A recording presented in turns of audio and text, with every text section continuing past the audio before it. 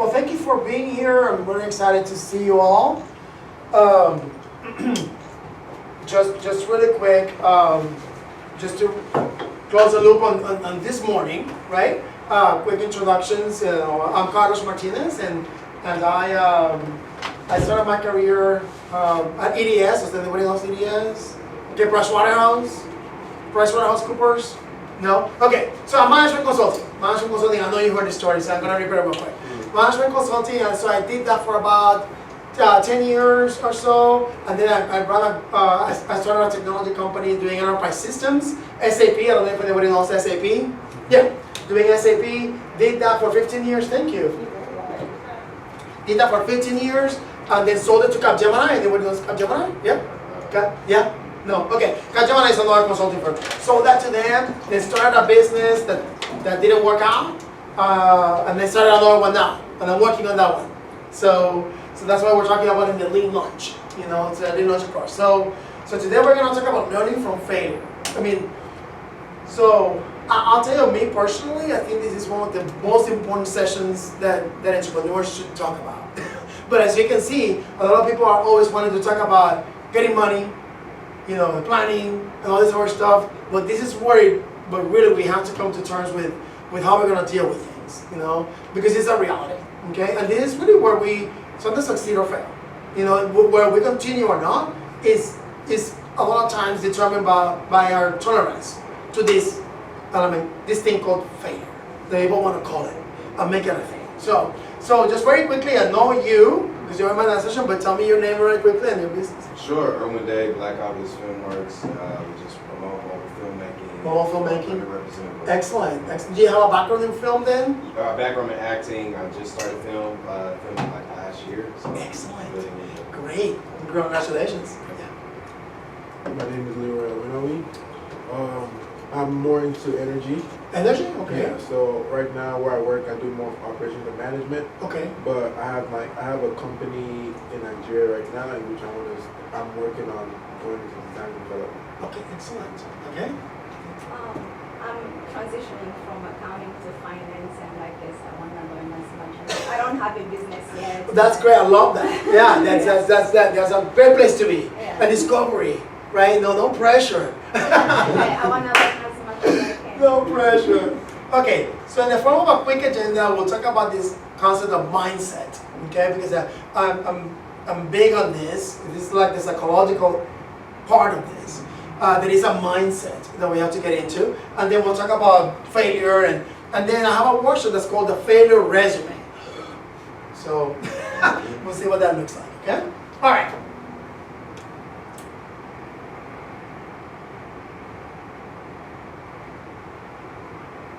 So let me ask you, before I just jump in and you know, I have some slides, but this is an open discussion. He was in my last session there. I believe this is an active exercise. Entrepreneurship is we do things. We don't talk so much, but we have to cover some things. So let me just gather from you, when we talk about failure, the nice thing about this is that it's an intimate group. We're just gonna put ourselves out there, okay? But we just, you know, I think because of how we are as a society and as humans, there's a lot of fear, there's a lot of resistance to be open about the things that we have learned from. I think that word failure has been completely destroyed and it has been made a negative, but it's actually one of the biggest gifts that we ever have in life, okay? Because without it, I'm sorry, that's perfect. Without it, I don't know that I will be here, and I would have to guess that probably some of you wouldn't be here if you didn't fail. If you haven't failed, okay? The most successful people in the world have all sorts of failures, okay? So when you think of failure, tell me what kind of emotions come to you feel. Fear. The fear, like, and the fear of what? Just like doubt. Like for me, it's like my biggest fear is like doubting myself, self-doubt, and then just like anxieties that come with that. Anxiety. What else? Sadness. Sad, yeah. Feel sad. Jealousy. Insecurities. I'm sorry? Insecurity, yeah. I was talking in the last session, right? That, yeah, I'm getting insecure. I'm like, what's wrong with me? You know, maybe I'm not good. Maybe I'm not cut for this, cut out for this. I repeat this again. No, I might repeat a couple of the things because I'm one man. All these things intersect, you know. But and you'll appreciate it because we talked about it. Is that I think that yeah, I mean, it's just the element of all you hear about is success a lot of times, and it's annoying. I know how you feel. I'm like, wait, is there something wrong with me? But this is to be actually pretty hard. I'm having a hard time doing it. Why is it that every talk that I go to, people go out and say, oh, I'm so great, I did this, sold the business, did all these things, when I don't feel like I can even do that because I'm trying to get started and I don't even know how to do that, okay? The reality is that even like when we talk about media and how they portray entrepreneurs, it's just not the right picture. That's not reality.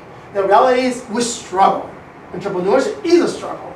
It has to be a struggle to get somewhere.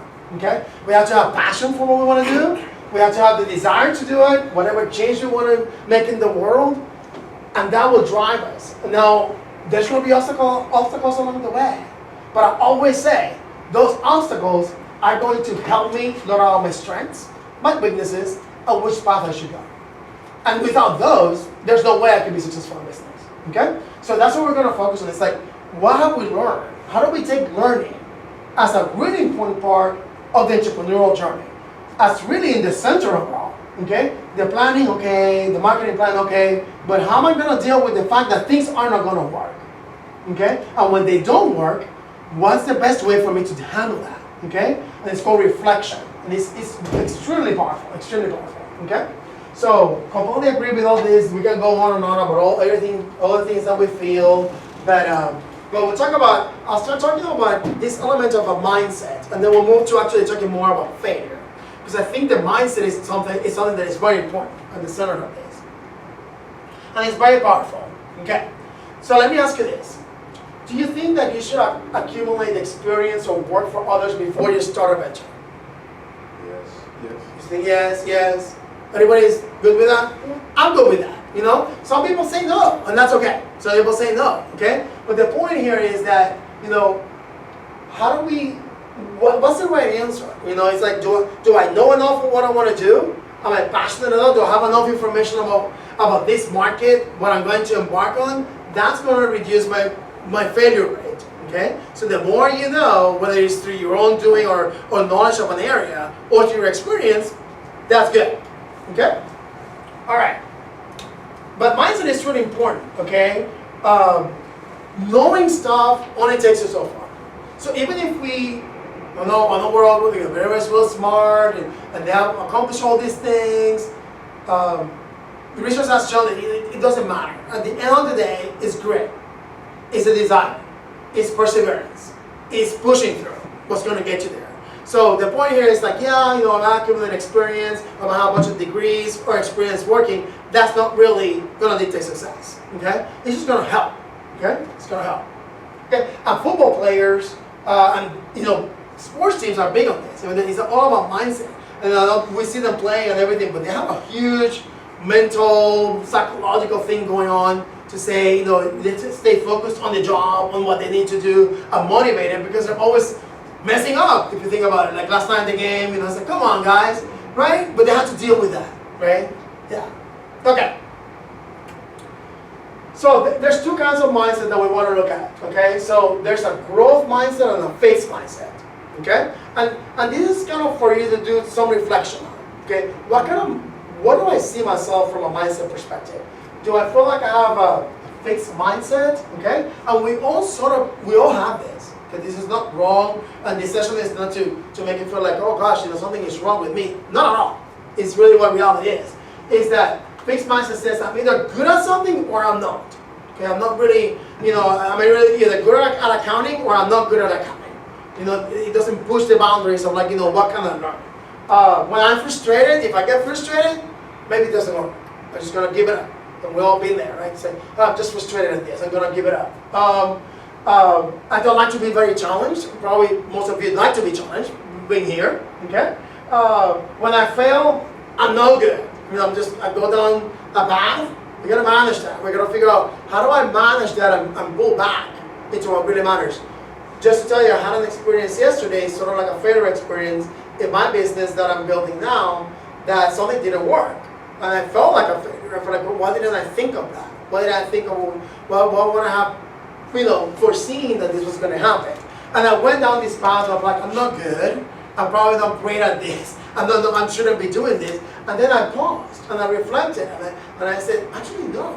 Now I'm learning what not to do in the next time when I start scaling the business. Because the business is still very small, it's on a startup phase. So that's what we do as entrepreneurs and startups. We're taking those experiences and bring them into the process. What can I do with this so that when I go and hit the water market, I have more things figured out, okay? Doesn't mean that we're reckless. Doesn't mean that we're just making mistakes just for the fun of it. But acknowledging is like, if this happened, what can I extract from it? If I can extract value from it and then take it into the process, that's where failure becomes, the best currency we have. Okay? All right. And then my abilities determine everything. So that's kind of a fixed mindset. This is what we've been taught. This is what school thinks. Everybody says. A growth mindset says I can learn anything I want to. Okay? I think you'll know because you probably feel that way. Not within reason, right? There's some things that it's like, well, I'm not, maybe accounting, I think we have somebody in accounting, somebody might say, I can push accounting to a point, but it's not an area that I really can learn because I'm not really good at that, so I can get the help that I need. That's okay. But it's just the mindset of like, how do I mobilize? How do I move through this? Instead of saying, well, I cannot do it, I don't know. I'm not gonna do it, okay? When we're first starting, we persevere, we push through, okay? I want to challenge myself. When I fail, I learn.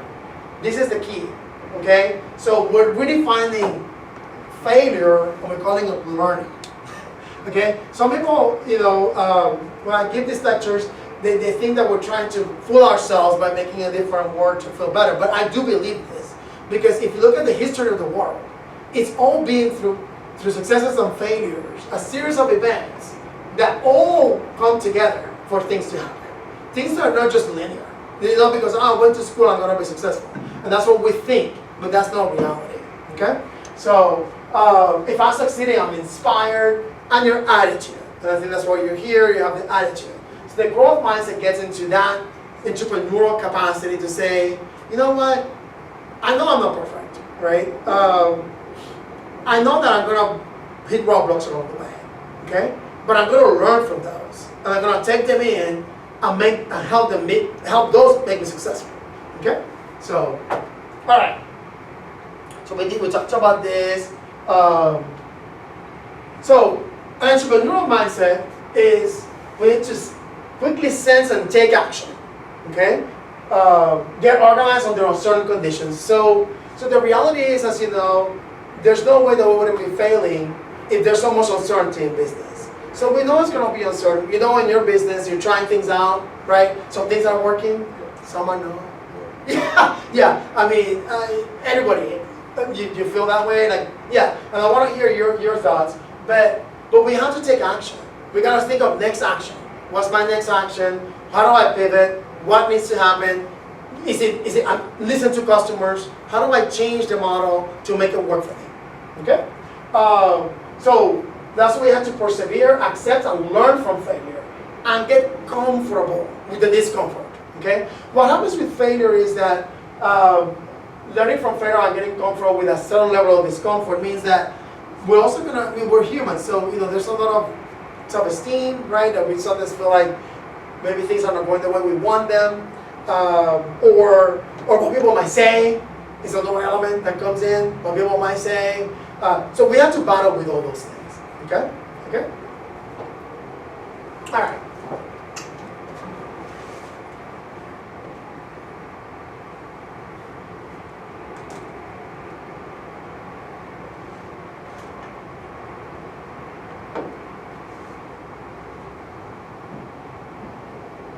All right. So, okay. So I think we talked about some of the reasons for failure.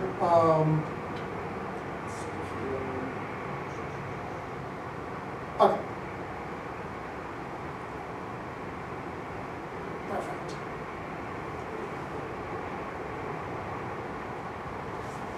Okay, so we're learning from failure again. Purpose is everything, right? So if we're passionate about what we're doing, and we find our purpose in what we're doing, then we're able to really kind of like deal with it better, right? So it's all about, is that reflection on, why am I doing this? Is it because it's something that is just about me?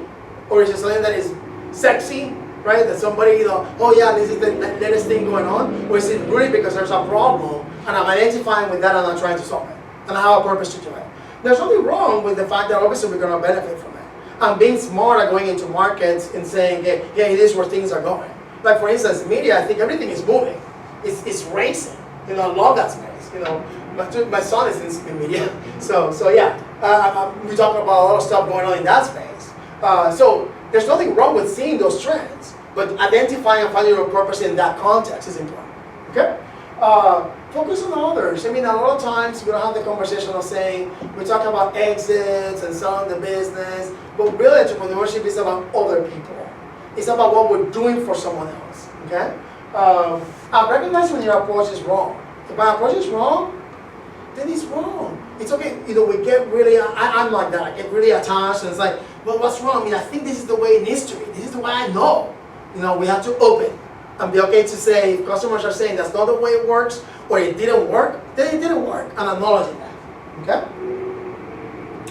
One of the important things is to be aware of the shiny object syndrome, okay? And this is like I was saying, like, what's the next big thing?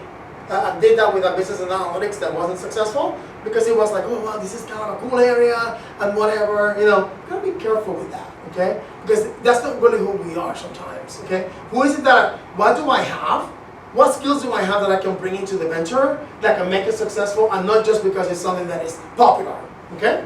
That's a problem, that's a problem. Okay, failing fast. This is kind of contradictory to succeeding in business, but what we want to do is do some level of planning, which in my opinion doesn't have to be, you don't have to spend hours and hours at a desk doing your plans forever. There's so much planning you can do. You gotta get out on the street, you gotta start selling. You gotta start putting the product in front of customers. And you want to figure out if you're going to fail as fast as you can so you can move on and do something else. Whether it's the next venture, like I just did now, or you're going to do something else. But your time is valuable and your money is valuable. So a lot of times we get stuck in like it has to succeed. That was a traditional way of business. I have an idea and if it doesn't succeed, oh my God. People are like, oh, I'm so sorry, it didn't work. It's like, no, that's not the point.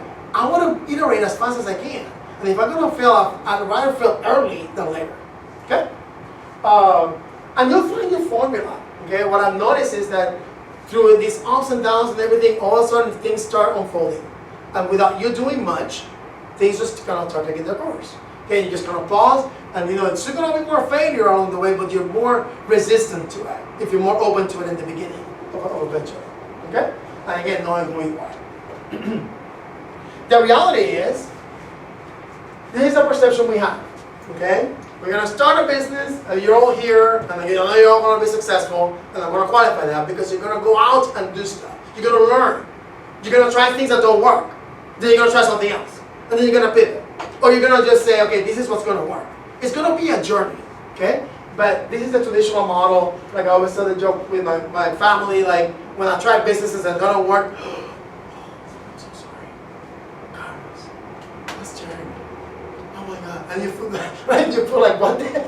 And then, maybe you're not good at this. Maybe you should go, maybe you don't have the training. All these insecurities that are fed. This is the world, okay? As entrepreneurs, I'm going to say that we're special. We have to step out of that. We got to say, we have to put this shield around us and say, that doesn't matter to me. And I have to be able to build that kind of resilience. To say, the average person who doesn't know, and I call it, I don't mean to be the Roger, but the person, they don't know because they're not entrepreneurs and they don't have that kind of passion. They just don't know. And so we have to be more compassionate towards them and they say, I get it, you don't know what this takes. You don't know what this would be like, and it's not ill-intended, okay? So this is what people think, but really this is what happens. We start something, we have a series of failures, okay? And then we end up as success, okay? So having that mindset really helps us. Okay. So I'm going to show you this video on grid so we can have this discussion. Well, before I do that, let me talk about the failure spectrum because we have a lot of time. So failure, when we say about failing, these are some statistics out of the insights on reasons why businesses fail. Okay? So, it says that no market need is the top one. What do you think that is? Not solving a problem. They're not solving a problem? Great. What else? Saturation of the market.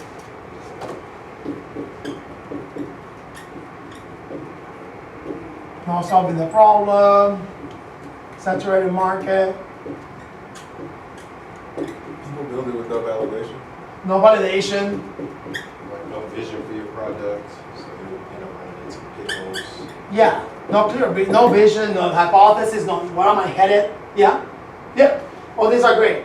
Exactly. I mean, so what happened is that generally people go and say, I have this idea. I'm going to try to build a plan and mobilize and whatever, and then I'm going to see people like it. Okay? Then nobody likes it. Because I mean, I really don't even know if people want it. Okay? So this is at the root of our failure, is that we're not open to saying, let me ask people, do they have this problem? Do people really want it? Before I go crazy, spending a lot of money or hours or getting investors involved or whatever, that probably won't give me the money anyway because I don't have enough. But like you said, we talked in the last session about validating. Okay? So if I haven't validated, if I don't have a product market fit, then it's gonna be no market need. It's gonna the business is gonna fail. Okay? So but we want to learn this early on. Okay? In my last session I was talking about lean lunch, and in that process, in that methodology, we learned this early on. We find out that we don't have a product market fit with no spend. We find out that very early, so we can then pivot, we can then figure out where we need to go to then scale the business. Okay? The problem is that before we will do this at the end after we spend so much time on it, which is ridiculous. We're not gonna do it. Okay. Run out of cash. Yeah, this goes hand in hand. Is that we're start spending money like crazy, spending money, I need money, I want to hire people. We gotta measure. Okay, these are the ways that we're not scared of failure, but we're trying to be smart about it. We're planning accordingly so that the failures that we have are things that we can handle, that we can deal with. Really the personal setbacks that are gonna come along the way. But if I have cash is precious, that's gonna be key. I don't wanna mess that up. I want to preserve that as much as possible, whatever I have. Okay? So I'm not going to go through all this, but again, there's a whole list of different things that cause failure for a business. But John touched on the top ones, and the right team is important because the right team is who are you going to engage? Okay, and at what point do you engage them? I say that because I'm not a big fan of in the beginning of an enterprise. Get a bunch of people immediately on board, start splitting equity, and now we're all a big happy family and that kind of stuff. That's fine. That might be the way that the enterprise needs to operate. But I believe in entrepreneurship and entrepreneur sweat. I believe in your bootstrapping, which, if have you heard of bootstrapping, anybody? Bootstrapping? Okay, so bootstrapping will be doing things with my own resources. Bootstrapping is like I'm just using whatever means I have at hand. Maybe I have $2,000 in the bank. Maybe I have 1,000. Maybe I have 500. Whatever I have. We don't need a whole lot to start. Okay. So the team can really push us, into failure if we don't bring the right people on board. And too early on, sometimes we don't really know who we need until we experiment some more. Okay. All right. But the whole thing with failure is that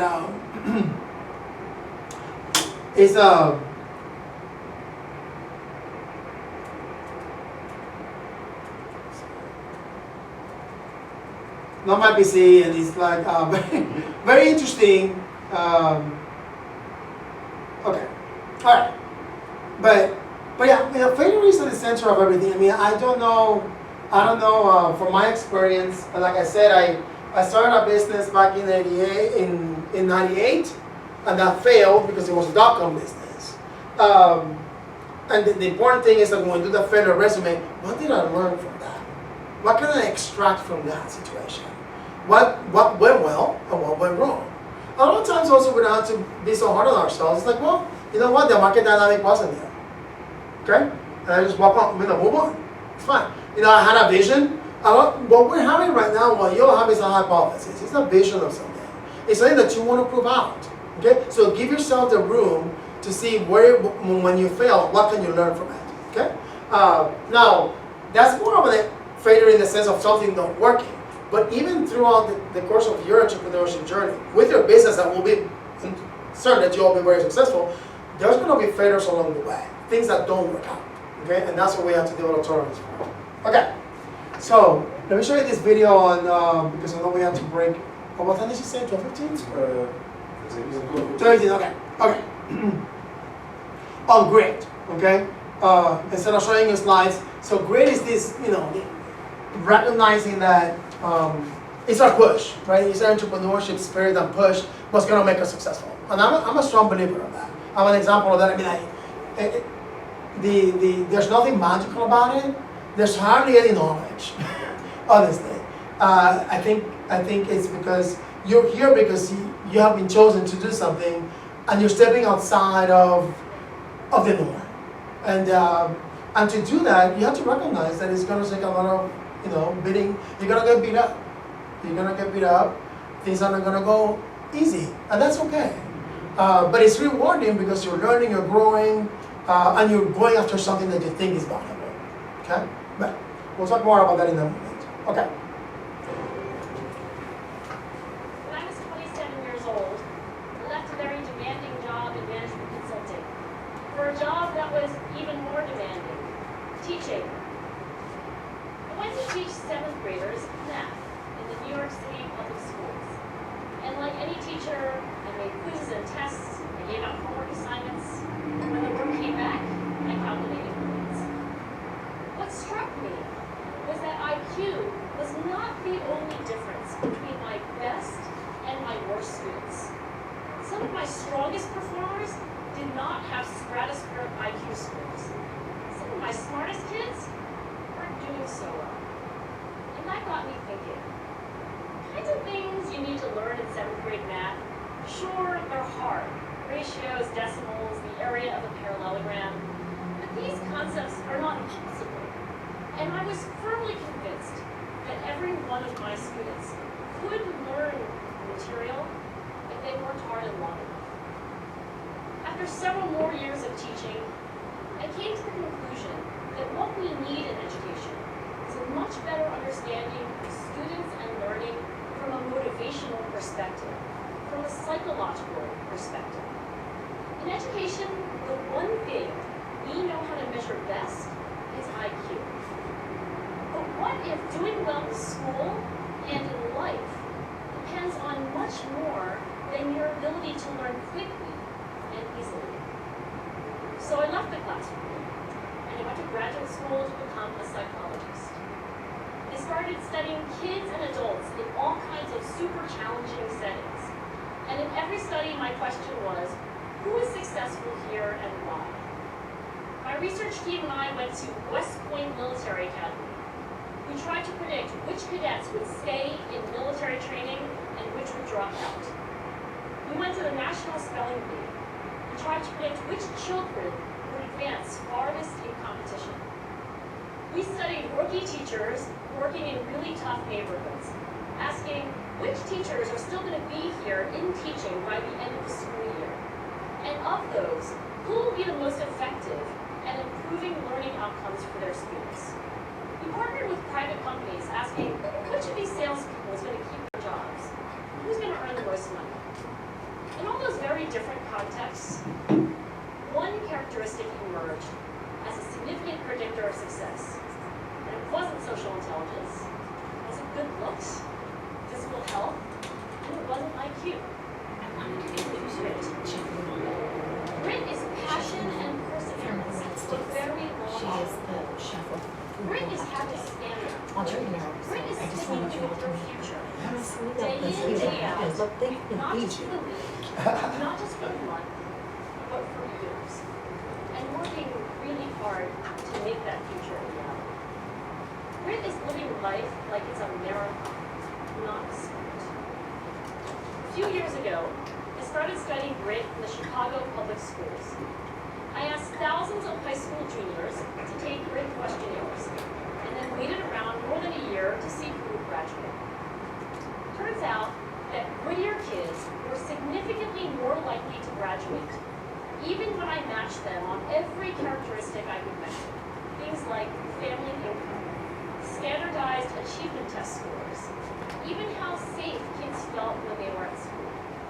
So it's not just at West Point or the National Spelling Bee that grit matters, it's also in school, especially for kids at risk for dropping out.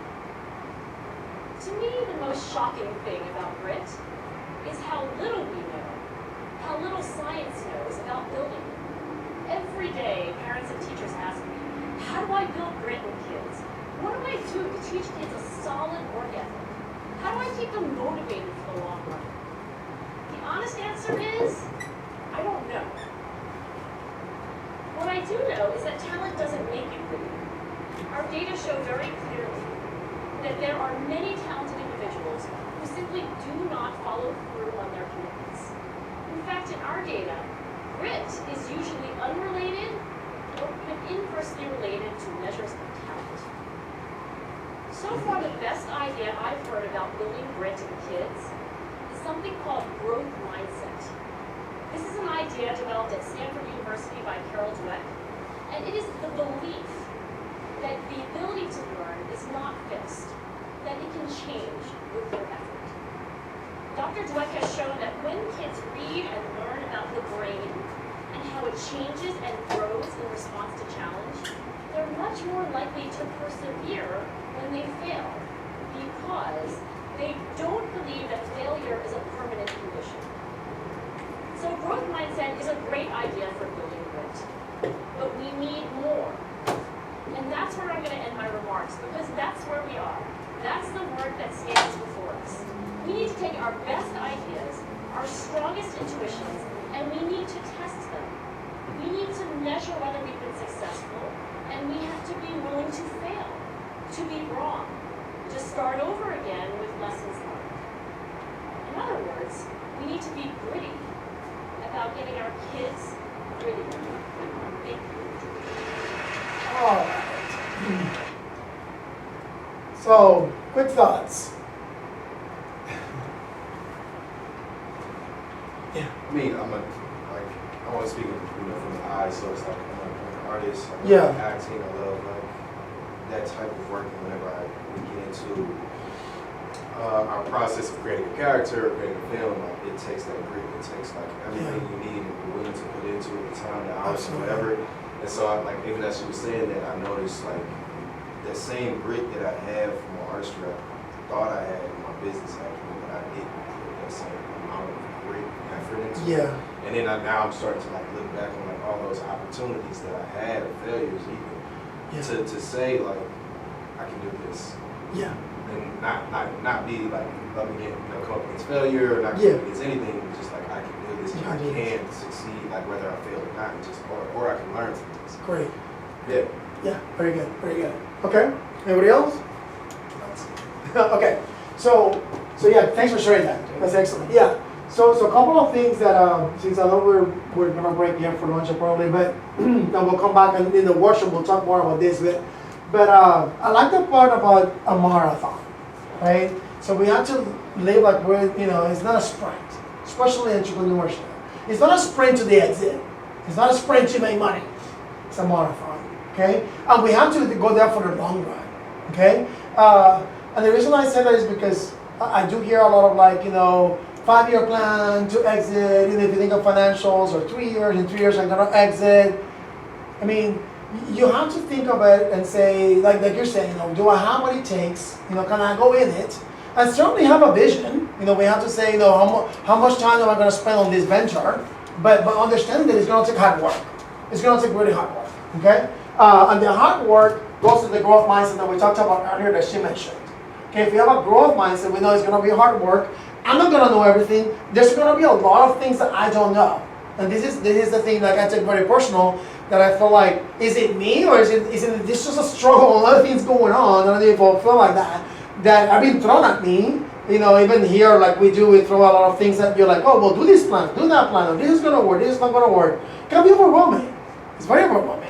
So the matter of the fact is that we have to sort through all that and understand, hey, I just got to go at it. I got to go at it. I got to be open. I'm gonna experiment. I'm gonna give myself the opportunity to fail.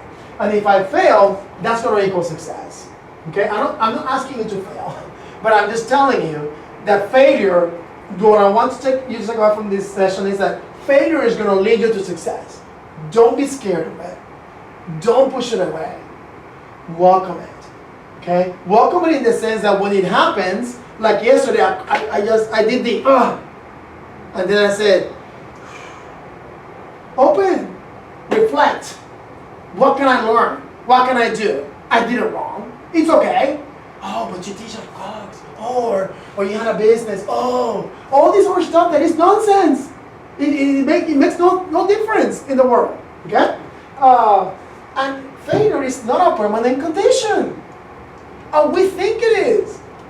I'm smiling because I live it every day. And we notice like when something happens, like, oh my God, what am I gonna do? What am I gonna do? And when I tell my kids, like, I learned this when I give it to you, say, why is this so important? Why is this so important right now? It's a good question to ask. It might be very important, but really in the whole scheme of life, at the end of the day, okay? Now we're transcending from entrepreneurship, but this is it's a life journey. You know? I'm okay. You know? I'm healthy. We're gonna pass the virus. You know, we can be grateful.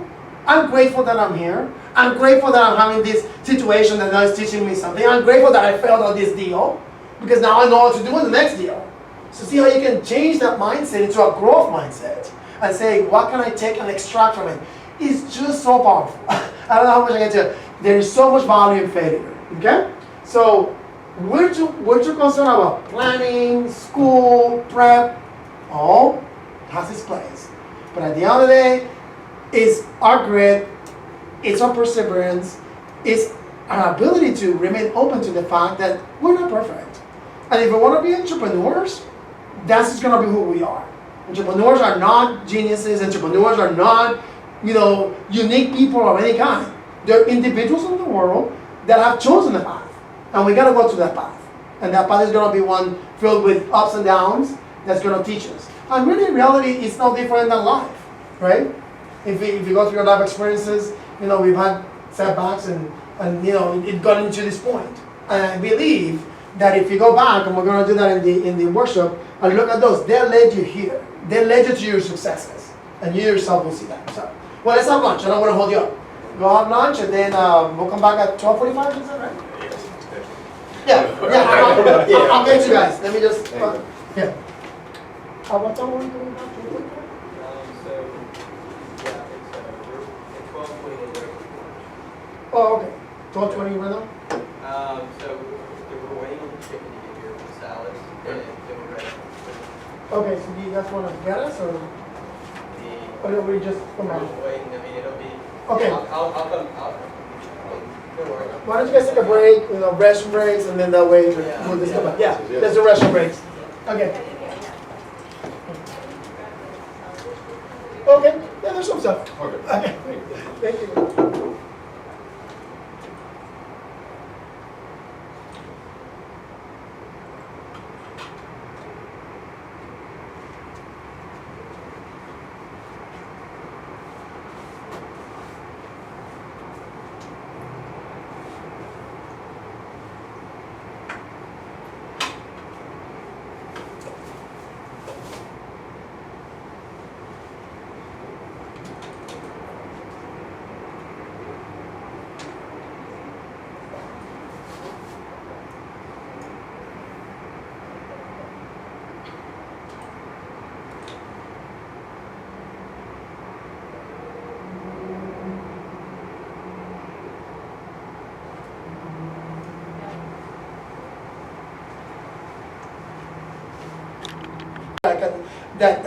That set the stage for everything that I've done. Is that they said, this guy is about business.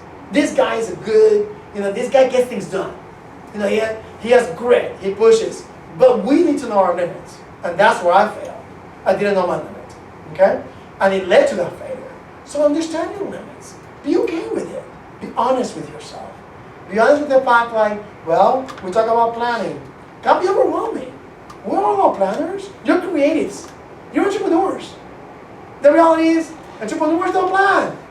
So that's why we have incubators. That's why we have Jennifer. That's why we have Nancy. That's why we have institutions that we can go to and say, hey, give me some guidance on these things, okay? And you don't have to feel like you have to have it all figured out, okay? But trying to take on too much can lead to that. So those are mine that, like I said, I usually fall like 2 pages of this. What I do with my class at SMU, and we spend like, an entire class in this workshop, and it's very rewarding. The students open themselves up and emotional. It's wonderful, it's beautiful. And they always stop because they're like, Professor, you have like 3 pages. I'm like, yeah, I do, and it's okay. It's okay, it's refreshing to know that because we have failed somewhere, it's because we can be successful. Had I not learned from that experience, how can I be successful? It's not logical. I can't think that way. Okay? So maybe I'm just asking for pain for myself, but that's how I think. I'm like, well, how can I be successful if I never learned about what not to do?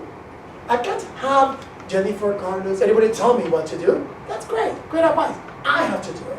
And I have to learn by doing. Okay. So This is like something I'm learning is that the real work is in that iteration.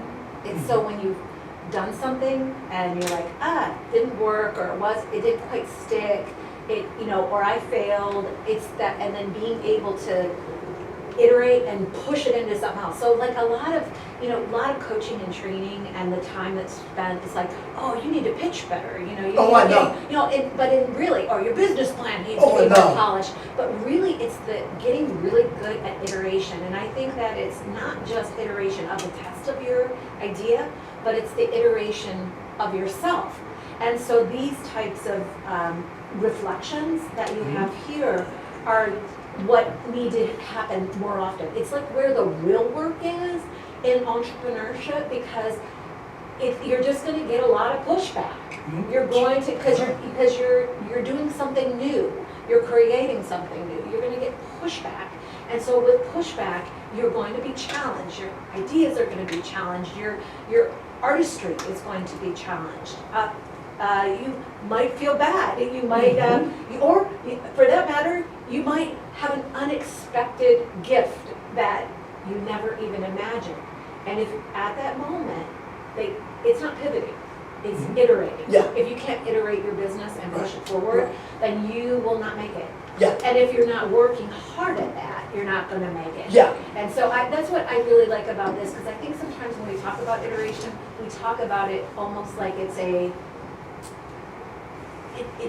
process related to our product. I know. Rather than actually a process related to our product and ourselves. Yes. As entrepreneurs. So therefore, that's great, because we're talking about grit earlier, it's a marathon. Like you said, hard work, I can do it, failure equals success. And it's not permanent. When something happens, it's learning to bounce back and iterate, And I know, from our experiences and the things that, you do amazing things, but I know that we all go through the thing that people criticize it. People, it's not gonna work. I love it. We were joking earlier, I'm like, I love the opinions. I'm like, okay, whatever. You have not done anything, and you gave me opinions. Yeah, I work in, I think, Dr. Noseville. I always feel like, there's another doctor. I know. I know. Just, So that's why as entrepreneurs, I was telling them earlier that it's not about ego, but it is about kind of drawing that line in your mind and feel. I call it this net or filter that I have for feedback. That's just how I am. with control. Yeah. You have executive control. Yeah, over it. yeah, It's like, it's not an emotional thing. Right. You're just like, hey, I'm going to take that and I'm going to actually make sense of it. Make something out of it. Make something that makes sense. Yeah. So, but anyway, thank you so much, Jennifer. Please, no, this is what this session is about, borders, So, again, nobody has to share anything. I have a couple more things before we wrap up that I was going to tell you about. More practical reasons why businesses fail. Now we're moving away from the personal little, this is all together, guys. But I'm just going to leave you with some things like I said earlier, it can be costly. What things do we need to watch out for? That we've seen entrepreneurs do, that I've told you, share with you things that I've done, that I'm saying, hey, try to avoid this area, and that's what I want to do at the end. But anybody wants to share anything, you don't have to. I can share something, sure. I love sharing. Okay. So one of my main failures was back in 2015, I want to say I started a clothing company, just personal, out of my own pocket. so I could fund the trip to Japan. I got to Japan. Didn't make any money from the company. I just spent my own money. What I learned was, one, be careful who you go into business with.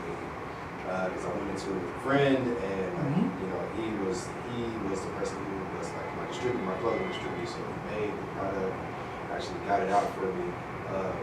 And again, I was just throwing money into it because I was like, I wasn't doing any marketing, I wasn't doing any promoting. I was just like, oh, this is gonna make money, and I'm gonna end up in Japan. I just knew it was gonna work. And then like when I look back at my finances, I realized I was like $2,000. Like, so quick. I was like, okay. Now I learned like, okay, where does the money go? Who am I actually in business with? And what is this business? Like, what's the point of this? That's huge. That's huge. Excellent. Excellent. That's great. Thank you so much. That is great learning. I mean, you're probably applying it now with the pointers that you have, and that's so, honestly, I think if we, we can spend, like I said, a whole day on this. A lot of them are going to be very common. We're all going to be in the same boat. We both, when you're saying, and I've been there, and that's very important. But anybody else wants to share one? Yeah. Yes, I guess my failure was, I was working as a senior accountant for corporate companies, and during the pandemic, really, I wasn't passionate about accounting. I've always, in undergrad, I did finance, and I don't know how I found myself in accounting. And after a couple years working, I just felt tired and empty, and I was really scared to start over and to maybe quit my job and go back to school. And I was like, what if I get nothing out of that? What if I fail school? What if all those thoughts? And but it came to a point where I couldn't do it anymore. So I quit, and I came to school here at SMU to pursue my master's in finance. And I think what I learned from that was it was kind of like a redirection for me, and I feel like I helped me overcome the fear of failure. And I think it's humbling. And also I'm just grateful for the opportunity. That is great. That is great. Excellent. Anybody else? Good? Okay. Oh, you want to share yours? I would say it was not one specific type of failure. It's just because I won't really say failure in general, because it's just more like you said, it's more like a learning process. Absolutely. And stuff like that. So just looking at general characteristics from different dealings is really just being able to have patience, which is very important, and understanding how you deal with people and how you trust people. And in terms of business, everybody has their own.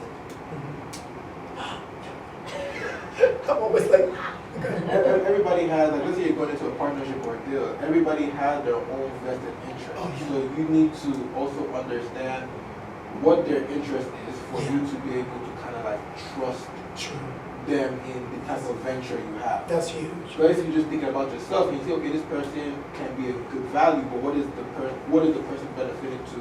And do you think that person is satisfied? That's right. What they have to offer or what they're getting out of it. Yeah. That's great. Yeah. I mean, excellent. Thank you so much. It's a great insights, and I appreciate you guys sharing. Like I said, it is your exercise. But one last thing on the workshop, and I'll just show one slide and we have to go. But is that remember just that one more. from the failure, I hopefully we're walking away with from this as open dialogue. You can see how much value you extracted from the experience. Okay, so walk away with that, and just be okay with it. Don't be so hard on yourselves. We're just taught to be hard on ourselves. Okay, I've been there. I mean, went to graduate school, teacher at SMU, work at pressure, work at consulting firm. Everything is a hat. But it doesn't. That life is much more than that. So enjoy the journey. Give yourself the space and the opportunity, and then look at it like you were saying. What is this teaching me? That's why this workshop is this. What did I learn? What did other people learn from me? Okay, and then if I take that in, like I did, I want you to leave with that because I think you can do more than what I've done. you're gonna do amazing. I know you all are gonna do amazing anyway, but that's what I did in that first graduate. I took that in, and then I was able to sit down and say, okay, now I can do this. And I really listened to my heart and said, this is what I really belong, instead of somewhere else trying to do the come or whatever I was doing, okay? So, on the practical things that, again, to me the personal is more important, but just a couple of things were to kick us out. The reasons that, this is like CEOs that share their reasons, like, psychological mistakes, we talked about that. Like, fear, not believing in yourself, spending too much time worrying about the competition.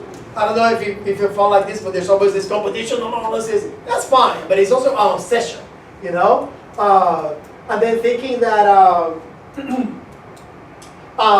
thinking that entrepreneurship was the most meaningful part of my life. Actually, that's important. It's like, just making it obsessive, like I was obsessive with it. You want to be able to manage that, right? There's more to life. Waiting too long, I think you all can, you think about that. If I'm just kind of like spinning my wheels too much, not taking action, planning, just trying to figure everything out before I do anything, I'm not gonna get anywhere. Somebody else is gonna beat me. There's speed to market, guys. We need to get there, okay? But we don't do it recklessly. We take small actions. What amount of planning can I do to then take that immediate action, okay? And not get into a process of just being held up or just taking too long, okay?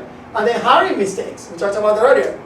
We talked about partners in the situation, so you don't know. They're CEOs of, all these companies. So hiring the wrong people. It's gonna happen, guys. I had a situation that I had a partner and I had to let him go. He was a personal friend. He was huge, okay? But I learned that it's like, friendship is one thing. Business, we gotta be careful. So what did I do now? Anybody that came in that was gonna be an officer agreements are on the table. But we're real good friends. Officer agreements on the table. Because you're my friend, I want this. So then that doesn't get affected. So think of that, okay? And then, other things that people might fail is getting into legal and ethical boundaries. Stay away from that. We don't want to get there. Getting to sidetrack, that was my problem, trying to do too many things, okay? That's another problem that can make us fail. Lack of ability.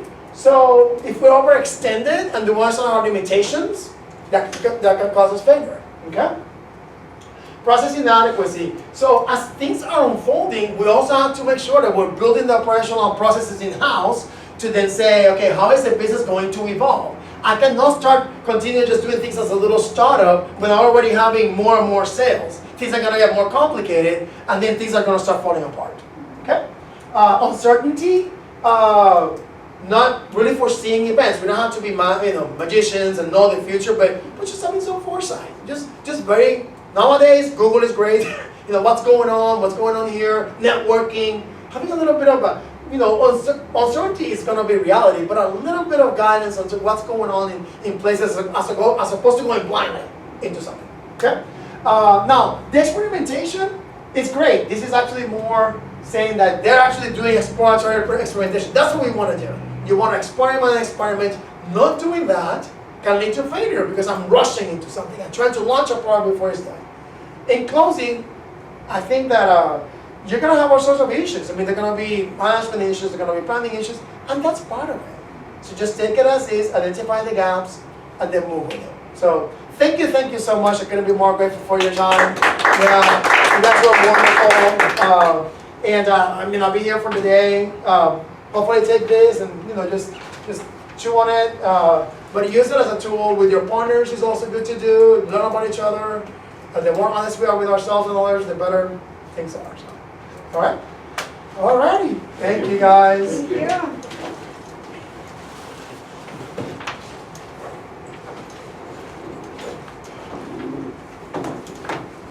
I think you have a huge tool set now. Because now you're pumped, you can do this. You can do this. Believe me. Don't let anybody tell you otherwise. Definitely. Don't let anybody tell you anything. Thank you for being back. All right, so we'll have a couple more things to kind of blend what we were just talking about to then move into a quick workshop. Okay? Excuse me. All right. So I earlier said this, that obstacles teach us about our strengths and weaknesses so that we can know ourselves better in which direction we truly wish to go. This is a philosopher, I don't know if you recognize the name, but so I think this is very powerful. I just want to call it out, is that we really have to come to understand that obstacles are not only part of life, but are part of entrepreneurship. And if we look at them as opportunities for us to, You do everything with a boss. Right? oh yeah, the lunch, yeah, exactly. You have a new boss, you do the garbage. Yeah, this You is do the it. bills. Resourcefulness, yeah. But the key thing here is that I've experimented this myself and I found it to be very useful, is that it always teaches me something about myself. And that's what the workshop is intended to do. It gets a little bit personal. Certainly, we'll talk about the format of that. But it's really about being honest with ourselves. And then understanding that they're coming to us for a reason. And it's hard though, because sometimes they can be significant failures or significant setbacks. And how we deal with those things can be challenging. But just having that mindset, it really helps. Okay? And I commend you for being here at the Incubator today, and for your initiative to be here, and for even in this session. I consider you brave, because honestly, a lot of people are scared about this. It's one of those sessions that people are like, I don't want to go there. Failure, I want to be successful, I want to go to the marketing class, something like that. And I'm like, but all of my curriculum is centered around this, the funny thing about it. And students do get a lot out of this. They're like, I was telling her earlier, that they see a reflection, like, oh my God, it's not just about the planning, it's about what am I going to do when things don't go as I planned. Nobody ever really hones into that. So, okay. So we talked about fear of failure. We get terrified about this pain, humiliation, shame, guilt. We listed them over there. Self-blame. I don't know if you all can relate to that, but it's that I always call it my partner, and I have to listen to it and tell it stop. Okay, and we have to listen to their dialogue. Internal dialogue is so important, and this is so much. These things are so like life experience, applied to our lives. They're applicable to our lives. But in entrepreneurship, it's about a lifestyle. It's about a mindset. So if I have this partner that comes and telling me you're not good or you didn't do it right, why did you do that? We gotta manage that. And what I recommend to you as a technique that I use, I just kind of pause and just kind of become the observer of it, and it goes away. I don't know. It doesn't go away fast, but I'm just like, and then you really start thinking some more reflection to say, wait a minute, I'm really kind of like just going down a negative path here. Negativity is very destructive. It's toxic. It's what destroys the world, in my opinion. So. And then anger. I don't know if you felt angry with yourselves and things like that, or with others. So these are just, if the reason I like to talk about this is because we want to come in contact with these feelings. They're feelings, and they're not good or bad. They're what they are. They're a reaction. They're a response of our systems to what's happening in the environment. And so we might get scared, we might get angry, we might get, so but if we observe them and say, okay, I'm angry, what am I angry about? Look deeper. Better look deeper. What am I angry about? It's like, keep asking yourself, say, I'm angry because, I messed up the last opportunity that I had with the product. Now it looks like it's not going to be launched on time. Or something like that. Just an example. But then you keep digging deeper about what went wrong, and you get to the bottom of it, and then you really get the insight to take action. That's what I'm trying to get to you. Get to the insight to take action. And those actions need to be manageable actions. Actions that I can take now, not on a realistic expectation of myself. Do I know it? Can I do it? How can I do it? And what resources do I need to get this accomplished? This is where being resourceful comes in, not working with others, okay? We were talking about earlier, the Incubator and these kind of forums are like great opportunities doesn't mean that you're gonna walk out with like 10 contacts or whatever, but you need to be scanning the environment for is there someone out there that's gonna be able to help me in my journey? What's the networking that I need to do to help me in my journey that will connect with the situation? So, okay? Humiliation, I guess I just throw that one out. I kind of went through that one quick, but humiliation is a big one. I don't know how you feel, but I think especially in educated, in academic settings, so people have degrees and everything, we're taught to always be doing the things that are right, getting good grades. When something doesn't work, it can be humiliating, right? And people judge you. I mean, honestly, people are going to judge you. So, I mean, this is a terrible session. It's like I'm almost crying here, but I'm just telling you the truth. People are going to judge you, right? Now, it's not about ego, and it's not about feeling superior to others. But I give an example of something personal. I do this. I do Ironman triathlon. So if you go to Ironman triathlon, so I do that on my free time. Well, I swim, bike, and run. And I've done 3 Ironmans. So when I do the Ironman, because some people have said, oh, the immediate question is like, how did you do? I'm like, I finished the race. Oh, but what was your place in the race? Oh, I was whatever, how much time? It's all these things that are like not looking at the result, at the impact. And again, I'm not trying to be superior, but I do have to tell you this. It's a personal story. Somebody told me this once. You want to ask them, how many Ironmans have you done? How many businesses have you built?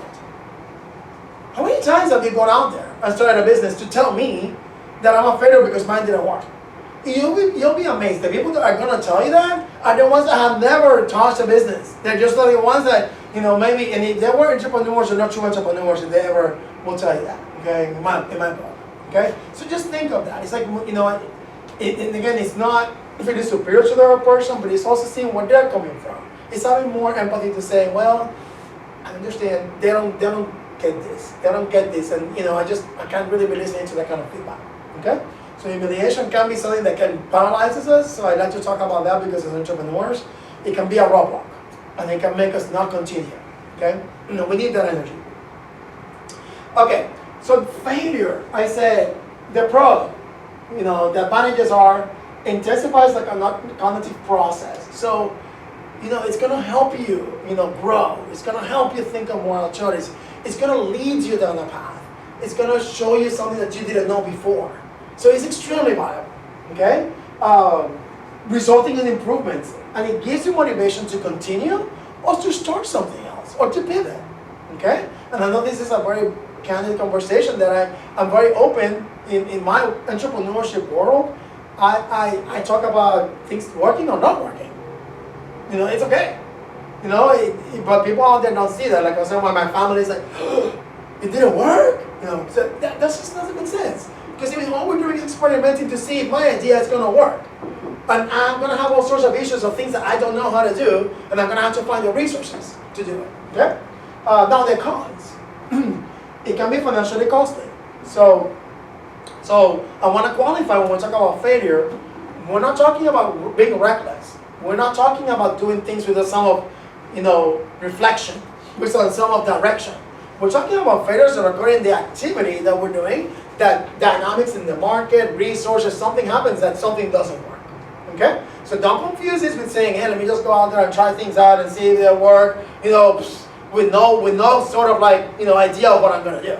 You don't have to have a really very lengthy plan, but something that says I'm gonna do this activity, and if it fails, I'm okay if it fails. Okay? Now, I have to measure, that if it's too costly, it could really sink me. Right, so you have to be careful about what failures are we looking at. If there's areas that could put us completely out of business, at risk, like money, right? Burning money. We want to avoid these kind of mistakes. That's what we talked about that earlier. We talked about the reasons that people fail. Not part of market fit. Well, let me just start really kind of holding on those areas. So you need to think of what are the things that will cause the biggest impact from a failure perspective, that I can deal with the spectrum of there's the natural failures that are going to come. Okay?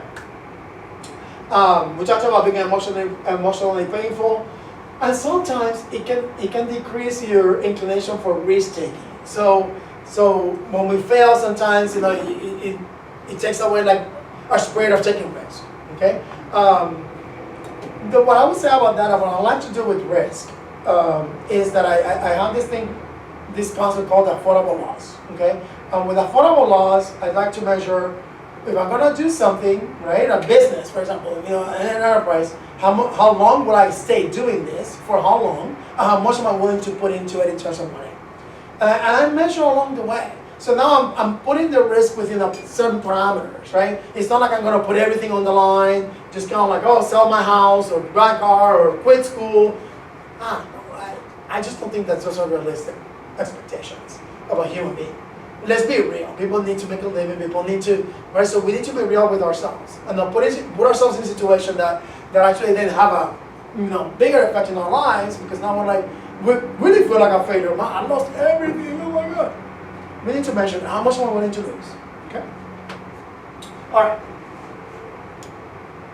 So what we must do: separate personal and professional failure. What do you think about that? What do you think that means? Separate personal, yeah. I would say definitely like understand that you have to take your personal feelings and emotions towards your business out. Like when you make a business decision, make a business decision. Yeah. Right. I mean, you know, kind of say, you know, hey, this is the business. This is what's happening here. I don't have to take everything personal. I don't have to take everything as just a reflection of me, right? And like you're saying, what are you gonna put into it? You know, think about it like it's an entity. It's something that I'm doing. It's part of me. There's gonna be some sort of emotion. Always, there's gonna be the emotion, and that's great. But having that separation and becoming the observer of it, it kind of relaxes you, right? And you're saying, you know, okay, I get it. You know, not everything is in my control. As opposed to what we tell you, all these workshops that we're giving you, that we're gonna, all these tools to control everything. That's not the point. These are just tools to help us navigate. Okay? Accept failure as part of the learning process. Yeah. And I made mistakes and move forward. Okay? All right. Okay, and we did that part already. Okay, so now what we're gonna do is, because now we have like 10 minutes. So here I have put this here. So this is called a failure resume. So for the workshop today, to kind of like help you internalize this, how you see fit, right? It says that in this exercise you will craft a failure resume with your biggest fails. Okay? Now, you don't have to share this. This is for you to do, and then we can have a quick discussion if anybody wants to share something. I'm open to it. We do this in my class when students share things, but there's no reason here for you to feel uncomfortable. But you're gonna list your failures, the biggest failures that you feel you've had. Especially if there's things that are related to entrepreneurship, that'll be great. But really, I think we're just doing a reflection exercise and introspection exercise about ourselves. And we've had probably other failures in life that teach us something that can help us now. Then you're gonna put what you learned, and maybe in a failure people learn something from you. And the reason, and not all of them are gonna have that, okay? But so that's when people learn something from you is something that you see about yourself, right? It's like, okay, I can see that this person thought this of me, so that teaches me something, you know? That teaches me something about how I did that situation, okay? But you don't have to have that column. That's just if you have that situation, okay? So if you spend like maybe 5-10 minutes, I'll do mine here too, and then like I said, we can wrap up, discuss. Anybody that wants to fill it, but this is for you, so that hopefully you can take it with you. And I do this regularly. I do that for reflection exercises where I say, okay, let me just take a checkpoint after this month and see what I have learned, what has gone well, and what has not gone well, and what I learned from those experiences.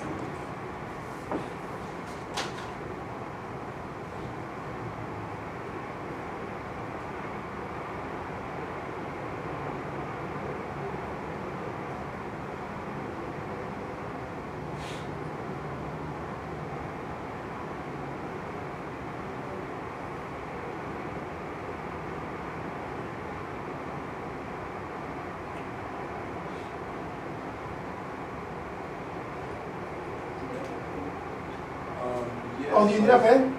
Yeah, but I'm still thinking through my thoughts. Oh, okay, I'll give you one. Hold on, I have one. Yeah, and please, like I said, we'll start this now. Don't feel like this is not a school exercise.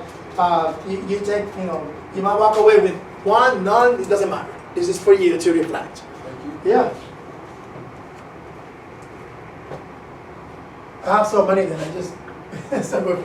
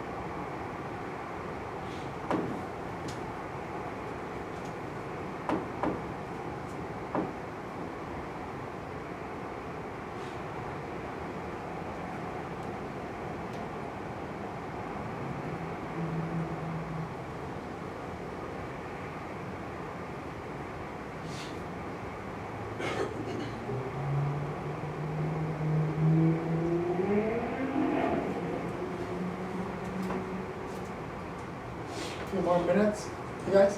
Okay. More minutes, we're in the workshop. Finishing. Yeah, please do. I love board.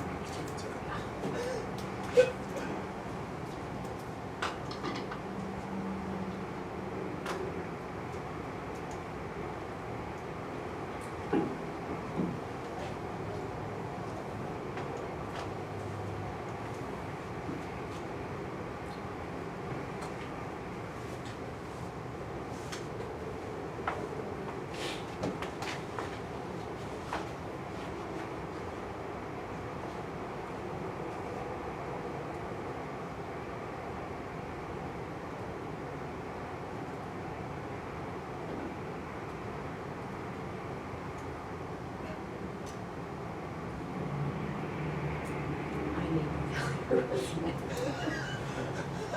Like lately, like I need this. Yeah, Like, yeah. for marriage, for like. Absolutely. I mean, I told them that I use this regularly. More for parenting. I know, I use this regularly, yeah. Yeah. Okay. You guys, like I said, this is a working model for you. Take this, and believe me when I tell you that it's useful. It's an interesting exercise. It sounds like it can be a tough exercise or very unconventional, but it's very rewarding. It's very rewarding, to be honest, and to look at things, and you'll be amazed at what you discover. Okay, so like I said, you don't have to share anything, but I'm gonna share mine because I'm just put it out there. But if you want to share anything first that you feel like you want to share, perfect. It's up to you. But me, one failure was the .com that I started in 1998 that I told you about. So I went out there something that, so what I learned from that experience not working is that I was going after a shiny object.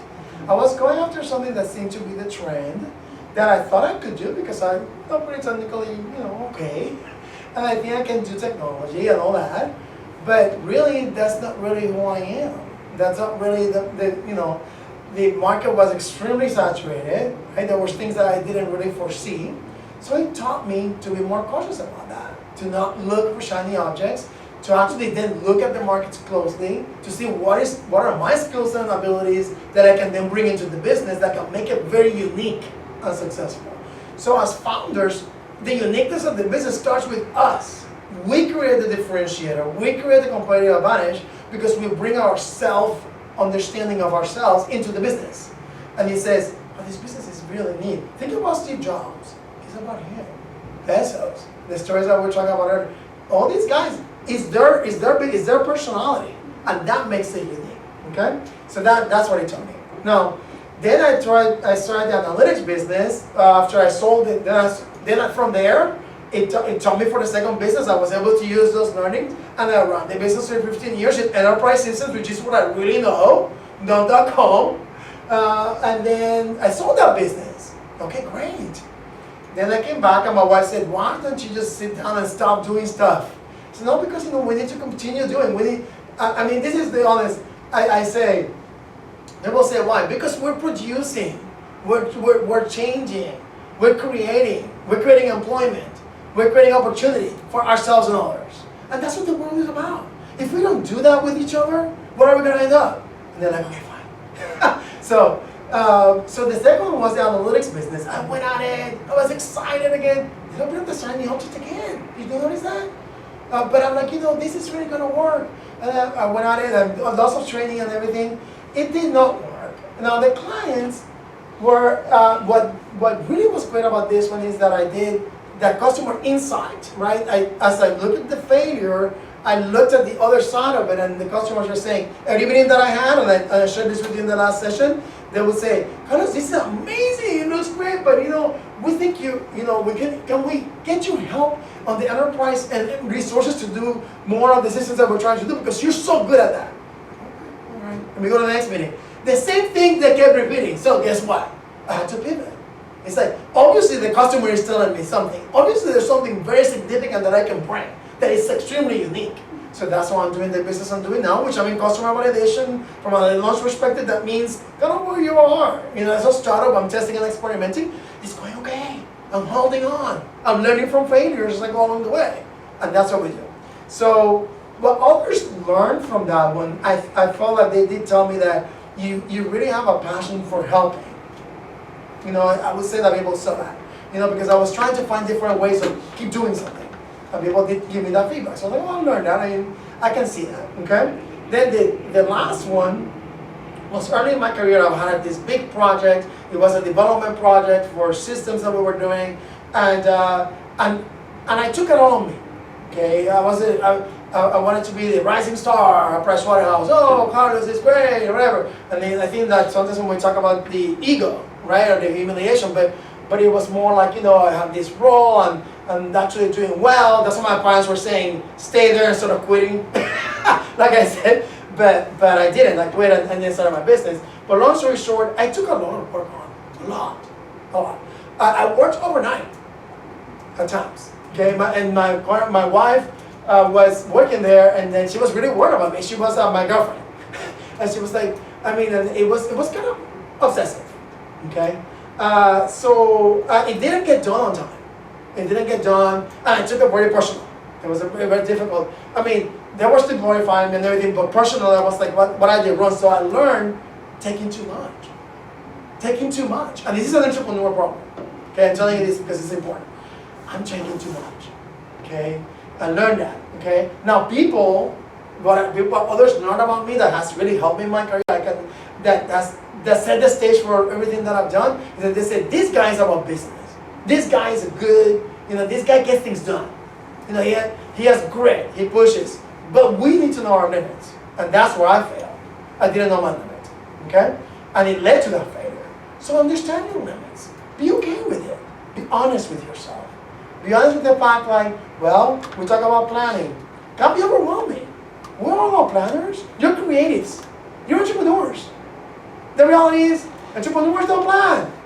So that's why we have incubators. That's why we have Jennifer. That's why we have Nancy. That's why we have institutions that we can go to and say, hey, you know, give me some guidance on these things, okay? And you don't have to feel like you have to have it all figured out, okay? But trying to take on too much kind of lead to that. So those are mine that, I mean, like I said, I usually follow like 2 pages of this. Well, I do it with my class at SMU, and we spend like, you know, an entire class in this workshop, and it's very rewarding. The students open themselves up and emotional. It's wonderful, it's beautiful. And they always stop because they're like, Professor, you have like 3 pages. I'm like, yeah, I do, and it's okay. It's okay, it's refreshing to know that because we have failed somewhere, it's because we can be successful. Had I not learned from that experience, how can I be successful? It's not logical. I can't think that way, okay? So maybe I'm just asking for pain for myself, but that's how I think. I'm like, well, how can I be successful if I never learn about what not to do? I can't have Jennifer, Carlos, anybody tell me what to do. That's great advice. I have to do it, and I have to learn by doing. Okay. So Can I? This is like something I'm learning is that the real work is in that iteration.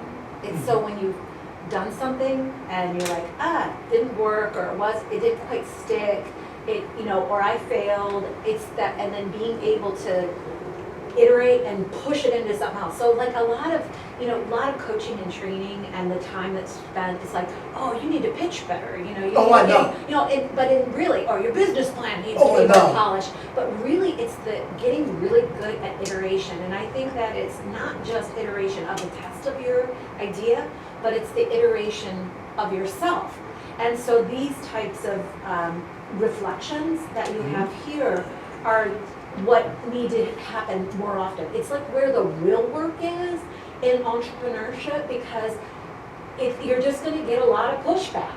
You're going to, because you're doing something new, you're creating something new, you're going to get pushback. And so with pushback, you're going to be challenged. Your ideas are going to be challenged. Your artistry is going to be challenged. You might feel bad. You might, or for that matter, you might have an unexpected gift that you never even imagined. And if at that moment, it's not pivoting, it's iterating. Yeah. If you can't iterate your business and push it forward, then you will not make it. Yeah. And if you're not working hard at that, you're not gonna make it. Yeah. And so that's what I really like about this, because I think sometimes when we talk about iteration, we talk about it almost like it's a process related to our product, I know. rather than actually a process person. related to our product Yeah. and ourselves. Yes, as yes. entrepreneurs. So the difference, that's great, because we're talking about grit earlier, it's a marathon, like you Yeah. said, hard work, I can do it, failure equals success, and it's not permanent. When something happens, it's learning to bounce back and iterate, and I know, from our experiences and the things that, you do amazing things, but I know that we all go through the thing that people criticize it. People, oh, it's not gonna work, oh, and I love it. We were joking earlier, I was like, I love the opinions. I'm like, okay, whatever. You have not done anything, and you gave me opinions. Yeah, I work in, I think, Dr. Noseville. I always feel like, oh, there's another doctor. I know. You know what I mean? I It's know. just, yeah. So that's why as entrepreneurs, I was telling them earlier that it's not about ego, but it is about kind of drawing that line in your mind. I call it this net or filter that I have for feedback. That's just how I am. With control. Yeah. You have executive control. Yeah, over it. yeah, It's not an emotional thing. Right. It's just like, hey, I'm gonna take that and I'm gonna actually make sense of it. Make something out of it. Make something that makes sense. Yeah. So, but anyway, thank you so much, Jennifer. Please, no, this is what this session is about, borders, So, again, nobody has to share anything. I have a couple more things before we wrap up that I was going to tell you about. More practical reasons why businesses fail. Now we're moving away from the personal this is all together, guys. But I'm just going to leave you with some things like I said earlier, it can be costly. What things do we need to watch out for? That we've seen entrepreneurs do, that I've told you, share with you things that I've done, that I'm saying, hey, try to avoid this area, and that's what I want to do at the end. But anybody wants to share anything, you don't have to. I can share something, sure. I love sharing.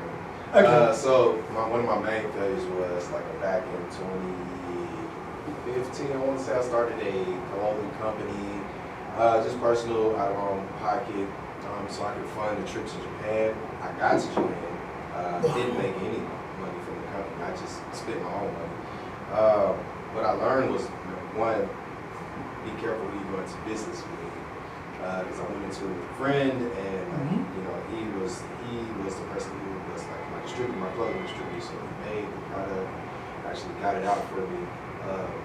And again, I was just throwing money into it because I wasn't doing any marketing, I wasn't doing promoting. I was just like, oh, this is gonna make money, and I'm gonna end up in Japan. I just knew it was gonna work. And then when I look back at my finances, I realized I lost $2,000. So quick. I was like, okay. Now I learned okay, where does the money go? Who am I actually in business with? And Sure. What is this business? What's the point of this? That's huge. That's huge. Excellent. That's great. Thank you so much. That is great learning. You're probably applying it now with the pointers that you have, And that's so, honestly, I think if we, we can spend, like I said, a whole day on this. A lot of them are going to be very common. We're all going to be in the same boat. We both, when you're saying, and I've been there, and that's very important. Right? Anybody else wants to share one? Yeah. Yes, I guess my failure was I was working as a senior accountant for corporate companies, and during the pandemic, really, I wasn't passionate about accounting. I've always, in undergrad, I did finance, and I don't know how I found myself in accounting. And after a couple years working, I just felt tired and empty, and I was really scared to start over and to maybe quit my job and go back to school. And I was like, what if I get nothing out of that? What if I fail school? What if all those thoughts? And but it came to a point where I couldn't do it anymore. So I quit, and I came to school here at SMU to pursue my master's in finance. And I think what I learned from that was it was kind of like a redirection for me, and I feel like I helped me overcome the fear of failure. And I think it's humbling. And also I'm just grateful for the opportunity. That is great. That is great. Excellent. Anybody else? Good? Okay. Oh, you want to share I yours? would say it was not like one specific type of failure. It's just because I won't really say failure in general because it's just more of like you said, it's more like a learning process and Absolutely. stuff like that. So just looking at like general characteristics from different dealings is really just being able to have patience, which is very important and understanding how you deal with people and how you trust people. And in terms of like business, like everybody has their own. I'm always like, Everybody has, like, let's say you're going into a partnership or a deal, everybody has their own vested interest. Oh, yeah. So you need to also understand what their interest is for you to be able to kind of like trust true. them in the type of venture you have. That's huge. So if you're just thinking about yourself and you say, okay, this person can be a good value, but what is the person benefiting to? And do you think that person is satisfied That's with, right. you know, That's what right. they have to offer or what they're getting out Yeah, of it? pretty yeah. much? That's great. That's great. Yeah, I mean, excellent. Thank you so much. Just a great insights, and I appreciate you guys sharing. You know, like I said, this is your exercise. You know, but you know, one last thing on the workshop, and I'll just show one slide and we have to go. But is that remember Just that one from more. the, No, just kidding. from the failure, I hopefully we're walking away with from this as open dialogue. You can see how much value you extracted from the experience. Okay, so walk away with that, and just be okay with it. Don't be so hard on yourselves. We're just taught to be hard on ourselves. Okay, I've been there. I mean, like went to graduate school, teach at SMU, work at pressure, work at a consulting firm. Everything is a hat. You know, but it doesn't. That life is much more than that. So enjoy the journey. Give yourself the space and the opportunity, and then look at it like you were saying. What is this teaching me? That's why this workshop is this. What did I learn? What did other people learn from me? Okay? And then if I take that in, like I did, I want you to leave with that because I think you can do more than what I've done. You're gonna do amazing. I know you all are gonna do amazing anyway. But that's what I did in that first version. I took that in, and then I was able to sit down and say, okay, now I can do this. And I really listened to my heart and said, this is what I really belong. Instead of somewhere else trying to do the come or whatever I was doing. Okay? So, on the practical things that, again, to me the personal is more important, but just a couple of things were to kick us out.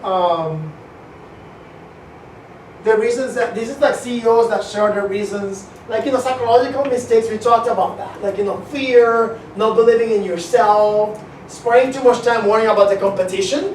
I don't know if you felt like this, but there's always this competition and all this. That's fine, but it's also an obsession, you know? And then thinking that thinking that entrepreneurship was the most meaningful part of my life. Actually, that's important. It's like, you know, just making it obsessive, like I was obsessive with it. You want to be able to manage that, right? There's more to life. Waiting too long, I think you all can, you need to think about that. If I'm just kind of like spinning my wheels too much, not taking action, planning, just trying to figure everything out before I do anything, I'm not gonna get anywhere. Somebody else is gonna beat me. There's speed to market, guys. We need to get there, okay? But we don't do it recklessly. We take small actions. You know, what amount of planning can I do to then take that immediate action, okay? And not get into a process of just being held up or just taking too long, okay? And then hiring mistakes. We talked about that earlier. You know, we talked about partners in the situation, you know. See, so you don't know. They're CEOs of, you know, all these companies. So hiring the wrong people. It's gonna happen, guys. I had a situation that I had a partner and I had to let him go. He was a personal friend. He was huge, okay? But I learned that it's like, you know, friendship is one thing. Business, we gotta be careful. So what did I do now? Anybody that came in that was gonna be an officer agreements are on the table. But we're real good friends. Officer agreements on the table. Because you're my friend, I want this. So then that doesn't get affected. So think of that, okay? And then other things that people might fail is getting into legal and ethical boundaries. Stay away from that. We don't want to get there. Getting to sidetrack, that was my problem, trying to do too many things, okay? That's another problem that can make us fail. Lack of ability. So if we're overextended and do understand our limitations, that can cause us failure, okay? Process inadequacy. So as things are unfolding, we also have to make sure that we're building the operational processes in-house to then say, okay, how is the business going to evolve? I cannot continue just doing things as a little startup when I'm already having more and more sales. Things are gonna get more complicated, and then things are gonna start falling apart, okay?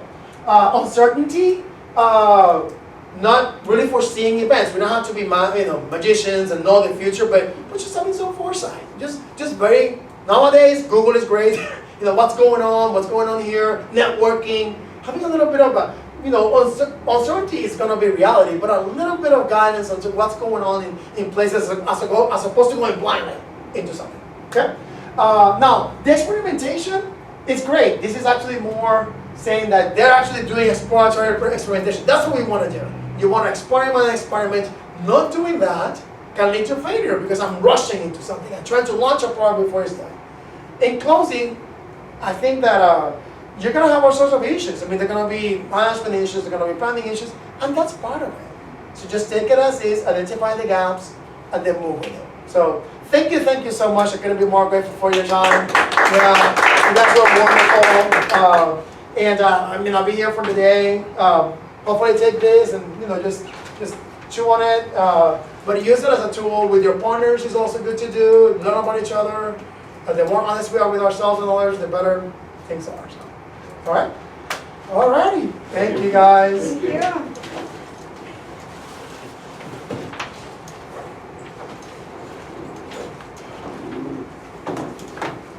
I think you have a huge tool set now.